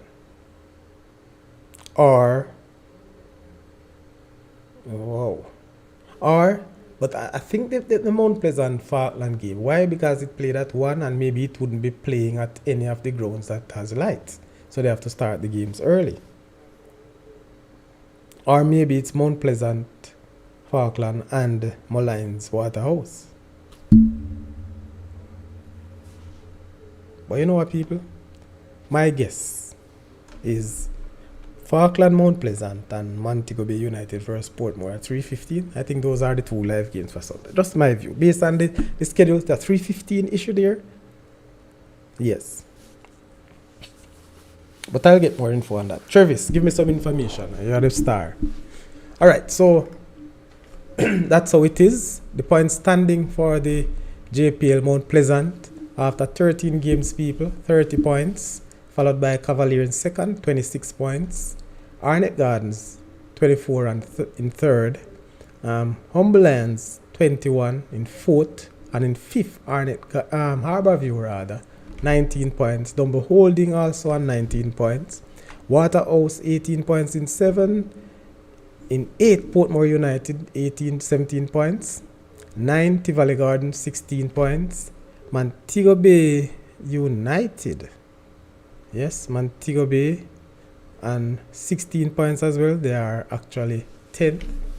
Veer up to 11 with their second win and with 13 points. Mullines not doing so well this year. Mullines? Yes, Mullines not doing so well. They are in 12th position with 12 points. Falkland with their first win of the season on 6 points in 13. And Chapelton Maroon rooted at the bottom of the table on 3 points. Chapelton have it, but I may tell you Chapelton that 6 points where they take from you, may I tell you, no salt. You salt. The Maroons. But I believe they can bounce back. it's work in progress. As one media says that Clovis is the answer, the magician that should turn things around. Let's see where they go from there, people. All right, so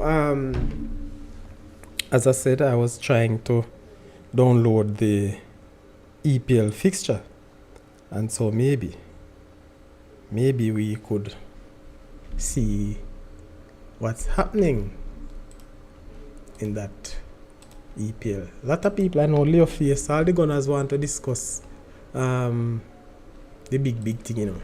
All the Gunners fans want to discuss EPL, and no one waiting on it. But we're gonna share it, man. We're gonna have you discussing that right here and then for the next 10 or so minutes, people. All right. So in a little while, we'll have come up with the image, the fixture for the EPL, and we'll just go through it, and then that will give us the end of the show. All right. So again, let me take the time out, bringing up the sponsors. PIBA, Pasadena Ballers Association. Toad and Nose Heating and Cooling System. Yes. We also have Dallas Fine Cut Barbering, Deja Vu Retro Party, Taste of the Island Restaurant, Solid Rock Black Factory, Satisfaction Entertainment and Electronics, VIP Services, Juki's Shipping, Conway Basil Gale, Gregory Mesa. People, these are some of our sponsors. And let me just say this clear to you, everyone, that going forward, not every show all the sponsors' name will be called or will be shown. So each show, some sponsors will be taking care of a particular show or a particular night. But for now, we just have to highlight them and to say maximum respect to you, my people, my sole sponsors of this Saudi Crest show. All right.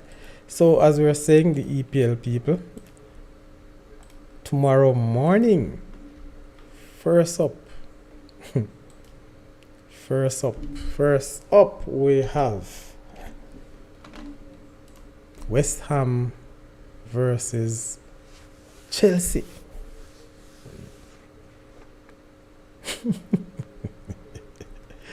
Chelsea fans, what's up? You and Liverpool, man. I tell you, I don't know what's happening with these two big guns. What is happening with these two big guns? So, West Ham will host Chelsea tomorrow morning, 7:30 Jamaica time. Any prediction? Any prediction? Well, this game is very difficult to predict, but I lost all my prediction last week, and I will continue to do so this week. Not losing all of them, but I continue to make my prediction. I think Chelsea will win.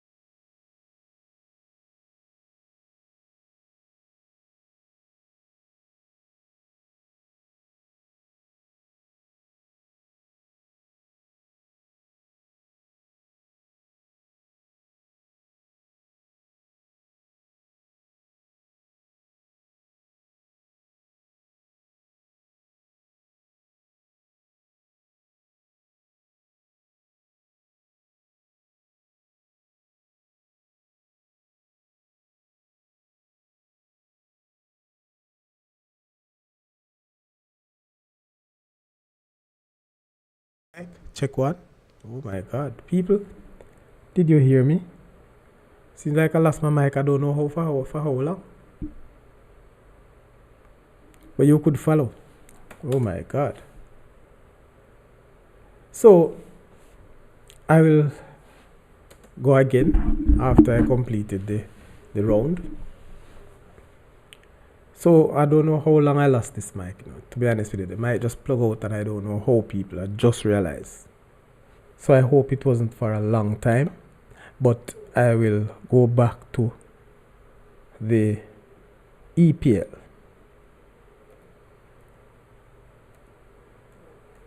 Predictions.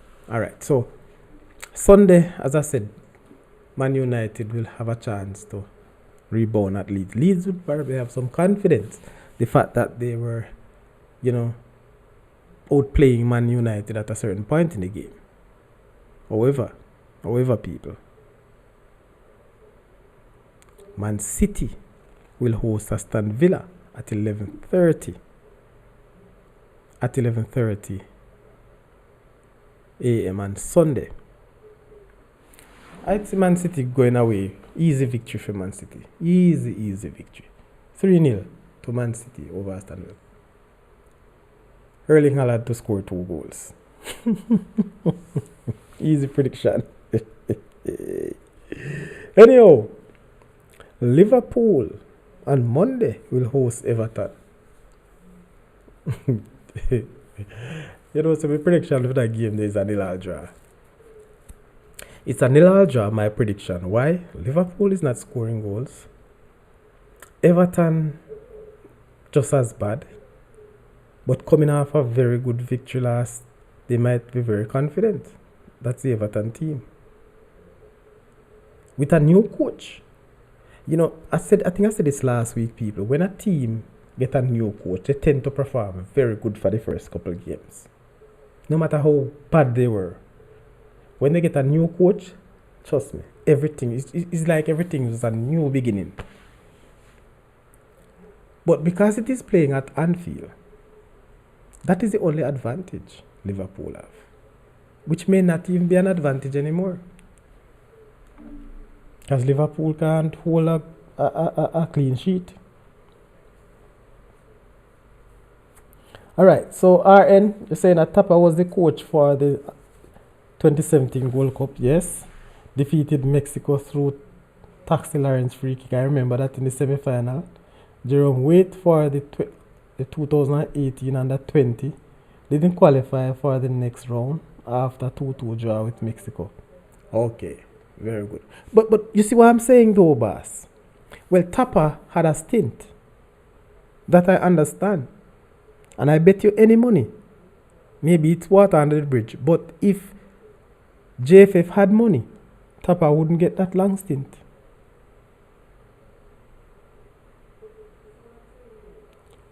Yes, so Dunswell 207. Oh, the 207 under 20 Pan American. Okay. Came second after losing 2-1 to Ecuador. Okay, so yes. So I think Dunswell and Tapa get the longest stint in Reggae Boys coaching or in JFF coaching jobs. Dunswell still in, I think. Dunswell is the technical director for all the youth teams right now. So, big coach. Have a lot of success. And maybe one of our most intellectual as a coach. Experience as well. I think he has done so much at the senior level, so much at the national level that, coaching at high schools and the club level was very few for Dunswell. He played so much role in the national teams. So he never got that opportunity or have the time to go to local clubs. I do understand, but Mr. Dunswell, we need to talk to you, because you're not going for Reno for the longest while. What's happening down at the West Bass? Used to be one of the powerhouse, see? Reno, I can tell you. Alright, so Nilala Sebo joined. So 2007, Jamaica defeated Argentina 2-0, Colombia 1-0, and Haiti 4-0 in group stage before defeating Mexico on penalties in the semi-final. I remember that levels, boss. Trust me. That was a very good run. So what can we do, sir? What can we do now? What do you believe had transpired then? Why the team was so good? 2007. Talk to me. So we were able to, put up very good teams. I mean, during that time though, we had a different hierarchy, right? A different JFF. Better programs were in place. We were a bit advanced over some of those teams at that point, yes. And those were players, I believe, if I remember correctly, that 2007, they were playing together for a little while. Am I right? Help me out there. That's my view. All right. So again, people, let me just run through the prediction that I have made since I've lost my mic. I don't know for how long. So West Ham, I said Chelsea would win 1-0. And also, we said that Leicester City will lose 1-0 to Tottenham. That's what I said? Yes. We also have Arsenal to beat Brentford 2-1. Crystal Palace and Brighton 2-2. Wolves 2-1 over Southampton. Newcastle 2-1 over Bournemouth. Man United and Leeds. As I said, I never give you a scoreline, but I think Man United this time around will get the better of Leeds by 2-0. Man City 3-0 over Aston Villa with Haaland scoring 2. That's my prediction. And 0-0 between Liverpool and Everton. Liverpool, as you know, people, is my team. Liverpool, I don't know what to say about them at all. Yay. But the only reason why I say 0-0, they are not scoring any goals. And it is being played at Anfield, which Everton have to do very, very good to come out victorious. Alright? So, that's how I see it, the Premier League, people. That's how I see the Premier League going through. Alright? So, point standing. As you know, for the Premier League, Arsenal on 50 points with 18 matches to go, people. 18 matches. Can they withstand? Can they hold up? At this point, I can't see any team to overtake our Arsenal. Not one. Man City, 5 points behind, but a game more than Arsenal. And I've said before, Man City will drop a lot of points. I think Arsenal will drop some more points, but the fact is, if you notice, last week all the teams that were playing who want to cut the lead lost points. So Man United is in third with 40 points. Just 1 point over Newcastle. Sorry. Man United on 43 points. 3 points over Newcastle, but have played again more than Newcastle. Man United.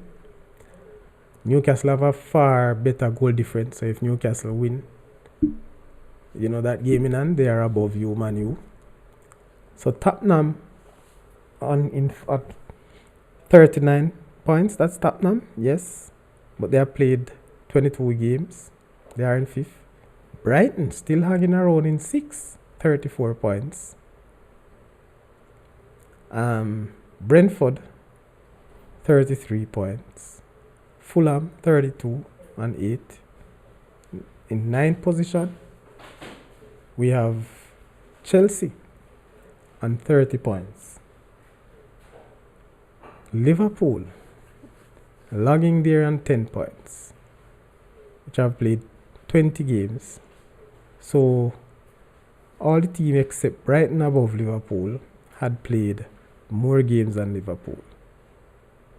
and 29 points. So if Liverpool should win their game in hand, as is now,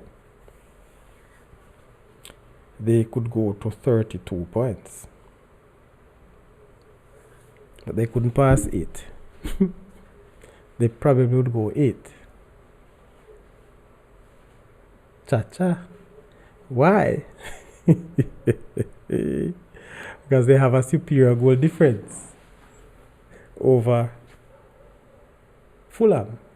So that's why they will go 8. So that's the top 10 people.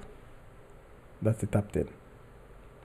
I can't see any changes though in the next round of games, because Crystal Palace can't go past Liverpool. Aston Villa can, but my prediction says that they will lose 3-0 to Man City. So they will be unable to go. Somebody a trick me, people. Alright. Don't be like that.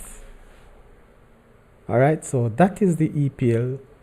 And that's my prediction. Your prediction is as... don't know if it's as good as mine. My prediction last week was not up to scratch at all. Not one game that I have called came through. Not one. So, as we said, the EPL is a funny game. Chelsea and Liverpool, who are expected to be in the top 4, are logging 9 and 10. Can't see them going into the top 4. Not at all for this year. So maybe they'll have to try to go into 6 and 7 to make it to the European stage to which they belong. Bush League. That's where they will go if they make it there. Alright? So that is the EPL for you. And with that, people, that is where we conclude our show for tonight. Again, remember that the Saudi Crest Show is what brings you content in sports, entertainment, and education. So Mondays and Fridays geared towards sports and entertainment, and so on Wednesdays we schedule for educational content. I begged of you to return on Monday, where we will have a very interesting guest, one that no one want to miss. And this, I believe, is somebody who is a bit under fire, but know how to defend himself, know what to say at the right time. So hopefully we'll have the General Secretary of the Jamaica Football Federation, Mr. Dennis Strong, with us on Monday, where we'll discuss all the matters pertaining to football development, short-term and long-term plans for the JFF. Again, I think the senior reggae girls have gone off to Australia, or be leaving to Australia tomorrow for a series of games, preparing for their World Cup qualifier. Not World Cup qualifier, but World Cup later on this year. Again, all the best to the reggae girls. Unfortunately, our inspirational striker, Kedisha Bunny Shaw, is out. She opted out of that tour, and so we will have to function without her. But that's good. Give another player or some other players an opportunity to show their skills. Alright? So, again, people, thank you very much for staying with us. Thank you very much for joining us. And this is